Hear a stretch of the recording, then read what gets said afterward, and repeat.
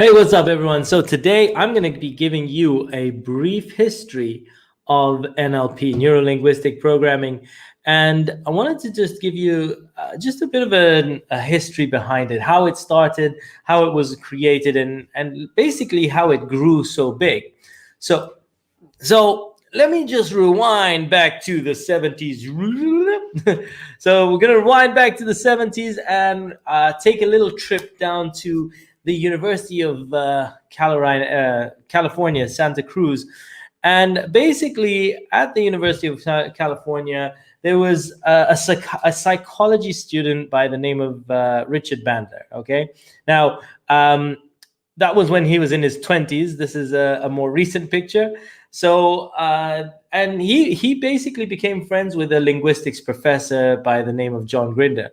And as a student at the university, Richard Bandler, he had this big question on his mind. He was wondering, why do some people get results when they are working with others? Like, why do some psychotherapists, they would get results when they would work with others, but then there were like some psychologists, psychiatrists, etc., that would work with people for years and they wouldn't get any results. Like they'd have a client that would come back to them again and again and again.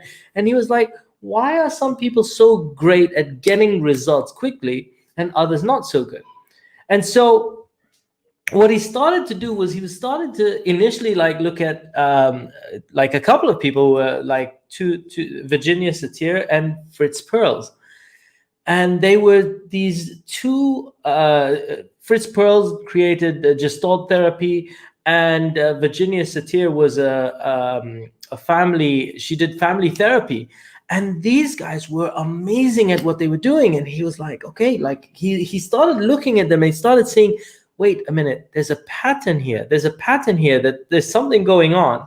And so he teamed up with John Grinder, who was a professor of linguistics, and he understood how language worked and so together they started looking at, okay, what are these guys doing? How are they breaking down language? What are they saying? Like every time there's a pattern here that is getting them a result, and they're both doing very similar things. And so they started to look at, what are these guys doing that gets them results?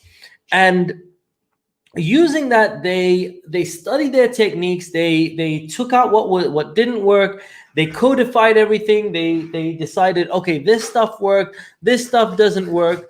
And then together they put a style of questions that they put into a book. And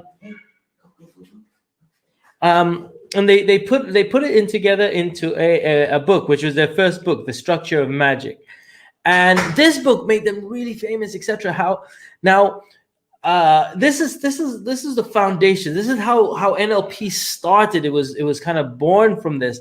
And what they did was they started to model excellence. They were like, okay, we need to start modeling excellence. We need to find all the best communicators, all the people that are getting amazing results, all the people that are doing exceptionally well, and we need to find out what they're doing. And so they started modeling other people like Pavlov, etc., and Milton Erickson. And here's the thing: they saw what Milton Erickson was doing, and Milton Erickson is one of the greatest hypnotherapists that had ever lived. And they were like, oh my God, what is he doing with language? So they started modeling excellent communicators, people that were getting amazing results. And what they would do is, after they'd start to model them, they started to put it into a system that anyone could use. And as a result of that, they started to take on cases that they would go and challenge people, like people that had studied NLP. They would go and challenge psychotherapists and psychologists and psychiatrists, and they'd be like, listen, get me your worst client. Get me a client that you can't solve. Like, get me someone that you think that you can't help. And they would help them within like minutes, not like months, not years, not days. Like, these psychiatrists were taking years with their clients.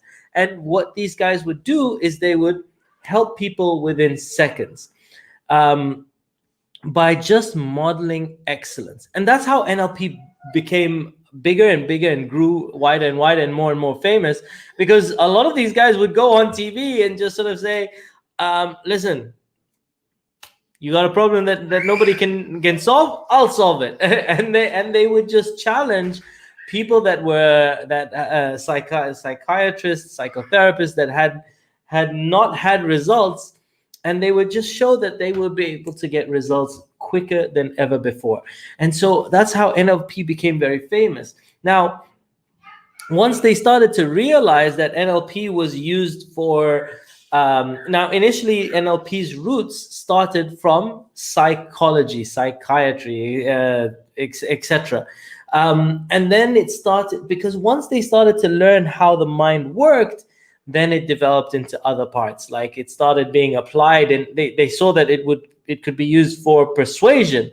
Because if you could persuade someone to change their life to get out of a problem, but you could probably persuade them in other areas as well to buy and stuff in sales, or you could motivate teams. And so it started finding different applications in other parts, whether it's sales, whether it's dating, whether it was motivation in a corporate environment, etc. And they saw that once you understood how people think, you can get results in all areas of your life. And NLP became famous because it became it was a technique that allowed people to get results faster than ever before.